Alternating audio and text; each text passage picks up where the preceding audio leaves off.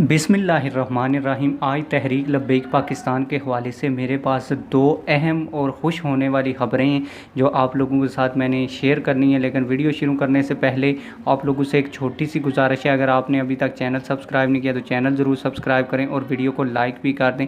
पहली ख़बर ये है, जो अदालत से एक फ़ैसला आया है।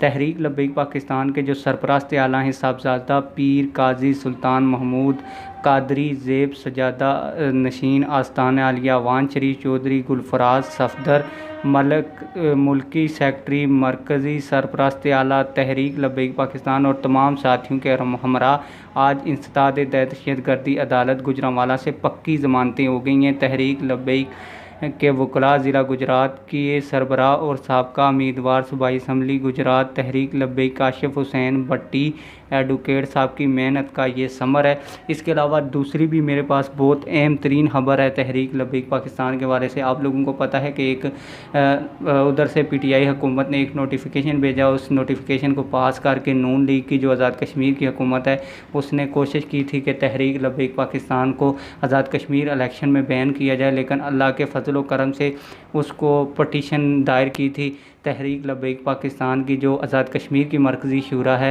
Election commission of Azad Kashmir ने। तो election commission of Azad Kashmir ने टीएलपी को क्लियर करार दे दिया और उसने इलेक्शन कमीशन ऑफ कश्मीर ने कहा है कि तहरीक लब्बैक पाकिस्तान जिस तरह दूसरी सियासी पार्टियां सियासी सरगर्मियों में हिस्सा ले सकती हैं, तहरीक लब्बैक पाकिस्तान भी सियासत में हिस्सा ले सकती है, अपनी रैलियों का इनकाद कर सकती है, जलसों का इनकाद कर सकती है। इसके किसी भी अमल में कोई भी शख्स रुकावट नहीं डालेगा। उम्मीद करता हूँ आज की ख़बरें आप लोगों को बहुत पसंद आई होंगी। अगर आप लोगों को ये ख़बरें पसंद आई हैं तो इस वीडियो को लाइक करके जाएँ, चैनल को सब्सक्राइब करके जाएँ। मिलते हैं किसी और वीडियो में। वस्सलाम।